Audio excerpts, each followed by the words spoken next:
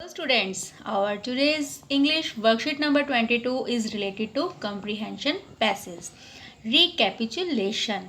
इसमें आपको दो पिक्चर्स दिखाई गई हैं और एक पिक्चर है आपके चैप्टर की और दूसरी पिक्चर है आपकी पोएम की।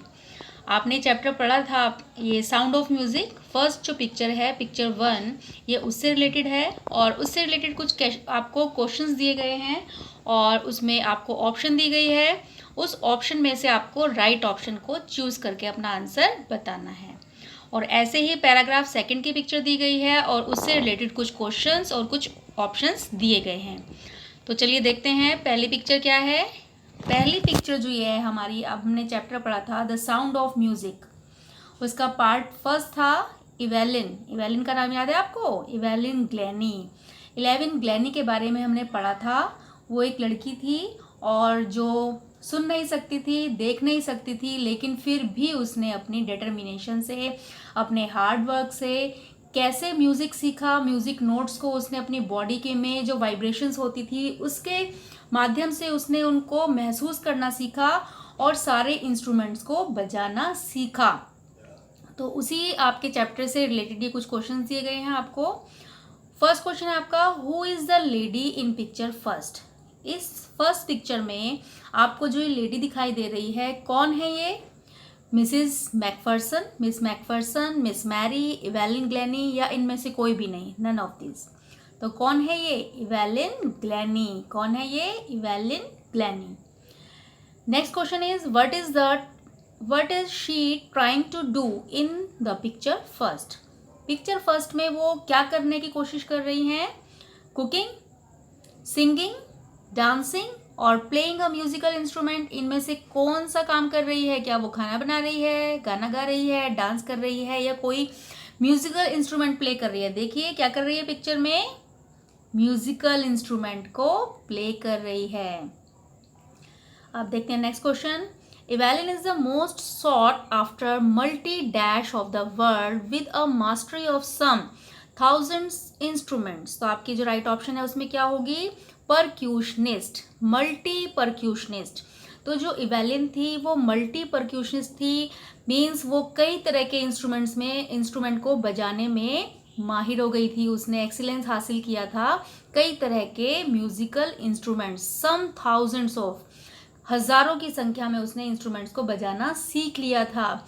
किसके बावजूद? डीफ एंड ब्लाइंड होने के बावजूद। उसको सुनाई भी नहीं देता था, उसको दिखाई भी नहीं देता था, लेकिन फिर भी उसने अपनी बॉडी के माध्यम से, अपनी बॉडी में वाइब्रेशंस के माध्यम से उसने म्यूजिक्स को बजाना और उसको फील करना सीख लिया था। Next question is she is and dash to millions of people who get dash by her determination. यहाँ पर आपको 4 ऑप्शन दी गई हैं, इनमें से एक ऑप्शन भरनी है। आपका राइट आंसर है B part. She is an inspiration. Inspiration का मतलब होता है प्रेरणा। टू मिलियंस ऑफ पीपल, बहुत सारे लोगों के लिए वो प्रेरणा थी। हु गेट्स इंस्पायर्ड, जो लोग उससे प्रेरित हुए थे। किससे? बाय हर डिटर्मिनेशन, उसके दृढ़ विश्वास से। Next question is question number 5, road not taken. ये जो सेकंड पिक्चर है आपकी पोएम रोड नोट टेकन से ली गई है। इसके पोएट हैं Robert Frost.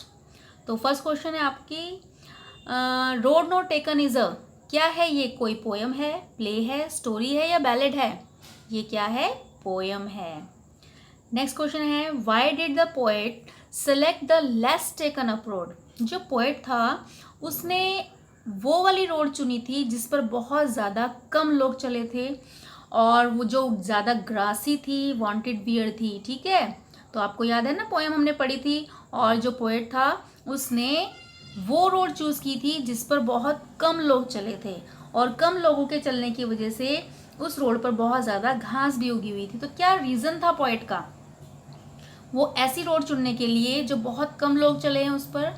He lost his way, वो अपना रास्ता भूल गया था। टू मेक अ डिफरेंस, वो एक अलग पहचान बनाना चाहता था, वो अलग जाना चाहता था। इट वॉज बाय मिस्टेक, या फिर गलती से ऐसा हो गया था, या इनमें से कोई नहीं। तो कौन सा ऑप्शन ठीक है? इसमें आपका ऑप्शन बी ठीक है, टू मेक अ डिफरेंस। जो पोएट है वो एक अलग रास्ता चुनना चाहता था, वो ऐसे रास्ते पर जाना चाहता था जिस पर बहुत कम लोग चले हों, वो एक बिल्कुल अलग दुनिया बनाना चाहता था, वो अपना एक अलग डिसीजन लेना चाहता था। The poem tells us that we should think twice before taking any dash in life. Poet जो है वो हमें बताता है कि हमें अपनी लाइफ में क्या लेने के लिए हमें कई बार सोचना चाहिए, गेम्स खरीदने के लिए, हाउस खरीदने के लिए, कोई डिसीजन लेने के लिए या जर्नी के लिए। तो आपका राइट ऑप्शन है C. The poet tells us that we should think twice before taking any decision in life. अपनी लाइफ में कोई भी निर्णय लेने से पहले, डिसीजन लेने से पहले हमें कम से कम 2 बार सोचना चाहिए। Which is the odd word out from diverse, divide, converse and separate. इन चारों वर्ड में से एक ऐसा वर्ड है जो जिसका मीनिंग बाकी तीनों से अलग है। तो देखते हैं इनका मीनिंग क्या होता है। डाइवर्ज, डाइवर्ज का मतलब अलग होना होता है, डिवाइड का मतलब भी सेपरेट अलग करना होता है, और कन्वर्ज का मतलब होता है मिलाना, और सेपरेट का मतलब भी क्या होता है, अलग करना। तो इन चारों वर्ड्स में से कन्वर्ज एक ऐसा वर्ड है जिसका मीनिंग बाकी तीनों से अलग है। तो आपकी राइट ऑप्शन हो जाएगी बी, कन्वर्ज। ओके बेटा, that was your worksheet number 22। I have explained is clearly. अब मुझे आशा है कि आप सबको बहुत अच्छे से समझ में आ गई होगी। तो जल्दी से अपनी वर्कशीट को कंप्लीट कीजिए। Thank you so much for watching my video.